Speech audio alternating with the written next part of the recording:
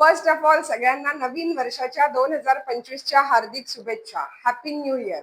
So आज वर्षाचा पहिला दिवस आहे आणि पहिला दिवस म्हटला की बघायला गेलं तर फार वेगळं नसतं, कॅलेंडरच बदलतं, पण आपल्या सगळ्यांमध्ये एक नवीन जोश, नवीन चैतन्य असतं, खूप साऱ्या उमेद असतात.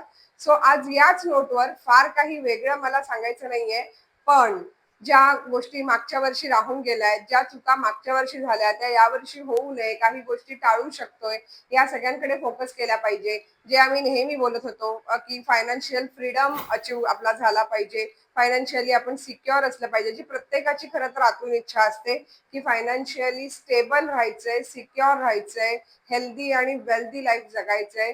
सो यासाठी आजचा हा जो दिवस आहे इथूनच सुरुवात करा, विचार करायला सुरुवात करा की काय राहिले आणि काय बाकी आहे.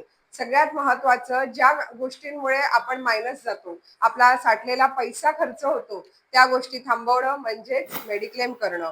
जर अचानक काही झालं तर माझ्या फॅमिलीची जी सोय असली पाहिजे त्यासाठी असणारा टर्म इन्शुरन्स आणि मग येणाऱ्या गोलसाठी, वेकेशनसाठी, एज्युकेशनसाठी करावी लागणारी SIP.